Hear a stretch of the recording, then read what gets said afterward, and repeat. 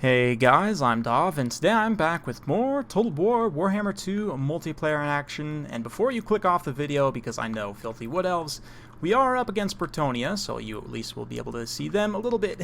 And let's just talk generally about this matchup. You guys have heard me mention countless times that Bretonnia is good against elves, wood elves being probably the top amongst them. Even like asking top-level Wood Elf players like Falcon and others, this is probably the toughest matchup for them right now. And the reason being is that Bretonnia can just run over you super hard with heavy cavalry, and because all of your infantry is so light, it can be very hard to maintain any sort of support. So yeah, I've got this game that I played against a random on ladder that I'm going to show. I also have a game I played against Falcon that hopefully will be going up on somebody else's channel. But regardless, we've got the male Glade Lord here, and yes, just very quickly, there is a reason for this. He's not terrible. He actually has the Helm of Discord, so that gives minus 27 melee defense, minus 26 melee attack. He also has Deadly Onslaught, so a little bit of extra melee damage. The extra 2 melee attack buffs here, Call of the Woods and Banner of the Hunter King. Banner of the Hunter King, of course, also gets charge bonus, so just generally pretty juiced up combat character in the air. Only has 50 armor, which isn't great, relies quite a bit on physical resistance, which against Bretonnia isn't the best because they have really good elite magic damage in Grail Knights. They are quite a good counter for the Glade Lord on the Dragon, but we'll see. I figured, you know, the big monster is sometimes good against Bretonnia and can maybe help me against the Knights. The breath attacks certainly will be helpful. For the rest of the army, we've just got a front line of Eternal Guards with shields, couple Spear Dancers, Hagbane Tips, Starfire Shafts. We do have one more monster, a regular Tree Man, just here on the ground, of course, with his Expert Charge Defense, Armor Piercing, Weapon Strength, Magic Damage. He's just going to be a good kind of anchor. Will do well against most Bretonnian infantry, and also great for supporting against units like Grail Knights. But yeah, I was feeling pretty aggressive here, just going straight after Lewin with the Glade Lord. I figure with all of his buffs and stuff active, we can pretty much get things done. We'll see. I don't want to get overly committed here because, again, only 50 armor means those peasant bowmen will pay dividends, even with the physical resistance and the missile resistance that, you know, innately come with the dragon here. So yeah, 20 and 20 actually isn't bad, so 45 in total is pretty decent. But the Sisters of Thorn just going to be maneuvering up and around, and mostly just want them to potentially help support with, like, the Curse of Onraer against Lewin, for example. Maybe throw out that Shield of Thorns as well to give even more physical resistance to the Glade Lord. Lewin, yeah, does not have magic attacks, so he is not like the Grail Knights in that sense. You can see, actually, took a few pot shots at the Damsel there, did a little bit of damage, and we'll see.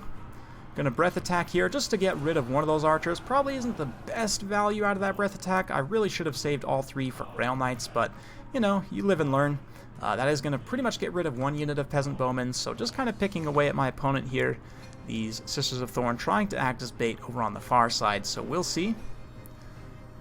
I'm patiently waiting, just sort of keeping my forces in the woods back until an opportune moment. I really don't want to necessarily just rush all my Eternal Guards headlong into these Battle Pilgrims. Battle Pilgrims will do quite well in that trade. Lewin tries to drop down against the Sisters of Thorn. I sense an opportunity here, so Grail Knights are coming. Potentially very dangerous. Again, Sisters of Thorn very much rely on their physical resistance in order to not die. But here comes the Glade Lord. He's going to pop the Helm of Discord. Lewin pops Stand Your Ground. And I believe Sword of Corone. No Sword of Corone, but Curse of Onraer on my side from the Sisters of Thorn will be heavily debuffing Lewin, and it now looks like Sword of Corone going off. So you can see a very pitched aerial battle here.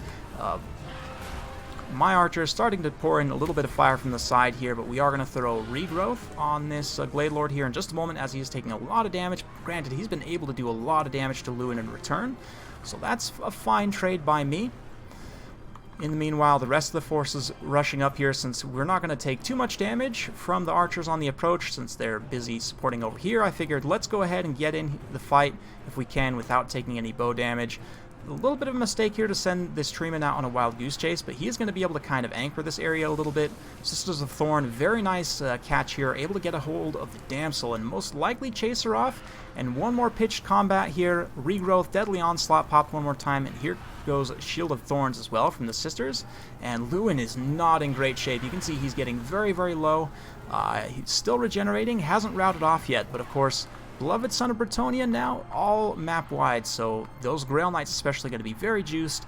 Battle Pilgrims here, having taken some damage initially from those Starfire Shafts and other units. Now we'll get in here, and especially with Beloved Son active, they'll trade very well with those units. But will Lewin actually just kick the can? I say as he actually does kick the can. With that, the Beloved Son of Bretonnia buff disappears, and it's just going to be problems all across the board for Bretonnia now in terms of leadership. It's taken quite a while, 5 minutes in, but all of a sudden the Terror Route procs from the Tree Man. He's relatively healthy. A beautiful breath attack just blows up another 2 units of archers there. Honestly, one of the biggest threats that are left. Unfortunately, my sisters did get caught by a unit of Grail Knights, which is obviously very bad for them, but hey, they had already used a couple of their support buffs and helped the Star Dragon take down Lewin, so I figured, hey, that's probably cost effective at the end of the day, right? You can see the Grail Knights, interestingly, not wanting to fight the Tree Men for some reason. Probably has something to do with the Eternal Guard there. But yeah, over here, Battle Pilgrims will be making their last stand. A few Grail Knights here coming in for a nice charge. They'll overrun into the archers there and just be able to shut down some of these units. Not all of them, some of them certainly, but the poison, of course, from the Hagbane tips, definitely key here. That's why I like to have a mix of both the Starfire Shafts and Hagbane tips here. You get value from both. The poison is very important, and of course the armor piercing, very nice as well. It is worth noting, Hagbane tips also do magic damage, so they're not subject to the physical resistance of Grail Knight type units. But the Discord Dragon comes down one more time, and oh man, that Prince with his nice horned helm there, the horned dragon as well, very primeval looking. Beautiful, beautiful stuff.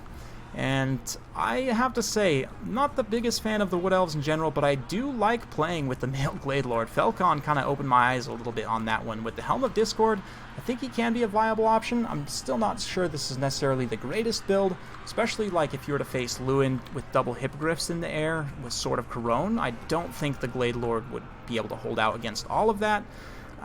Maybe if you had supporting fire from like Waywatchers on the ground or something, but here we go, 2 units of Grail Knights trying to finish off the Spell Singer there.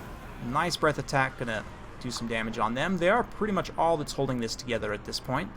And despite them being able to roll up most of the units I have left on the field, just the dragon himself plinking away with his bow, and then once they get isolated, a direct charge into the Grail Knights. If he gets the right attack animation, number 1 is going to prevent the Grail Knights from charging him, which means they won't get their charge bonus, and number 2, hopefully can do a lot of shock damage with his charge bonus active, 65 of course, being really decent. But yeah, those Grail Knights not doing the best on their leadership, just general army losses not doing well. This Tree Man still hanging around despite having been fighting halberds there. And this is just what I'm talking about. Get a nice charge so the Grail Knights can't charge you. A beautiful attack finishes off several unit models, and that should be game. We'll see. The other unit of Grail Knights did come back from rout, and they're doing their best, still just ping-ponging around, charging into various units.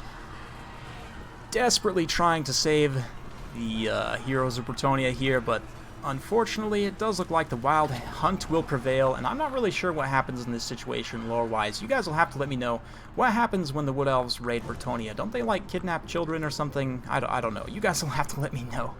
But, yeah. Glade Lord here, just about to finish carrying the day. A few Grail Knights still charging around in the woods, but we'll see. These Grail Knights fighting the dragon. Ooh, brutal breath attack just sweeps a whole bunch of them off their mounts there, and that's army losses. Yeah, well played to my opponent. Hopefully you guys enjoyed watching that one. Interesting matchup, and one that I still think is a bit uphill for the Wood Elves. Their monster selection, I think, needs to be explored a little bit more, but I do think you could even run, like, double Tree Men, honestly, with the Glade Lord on the dragon in the air, and that would be pretty tough for Bretonnia to take down, just because, I mean, if you can win in the air, big if, certainly Bretonnia can challenge you there, but if especially if they choose not to, the Glade Lord can, you know, rein in breaths as the enemy cav blobs up around the trees, and just in general, I think, you know, kind of having the offensive and defensive monsters work in tandem works quite well, especially against a faction that, as we have discussed, isn't amazing at taking down heavily armored units, especially the tree-type units. Glade Lord obviously quite risky in the air, especially, I mean, Royal Pegasus Knights are not a super common pick. They just generally aren't the greatest unit in the world, tend not to pay off, but this is actually one matchup where they can actually do quite well due to the magic damage and the anti-large high charge bonus.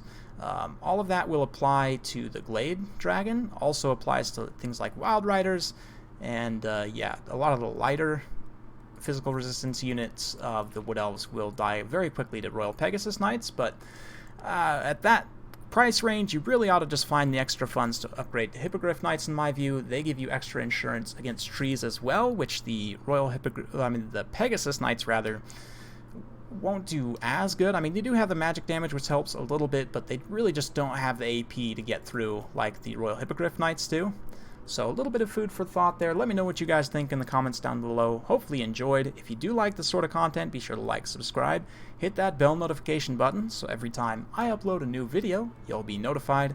Thanks again for watching, and we'll see you next time.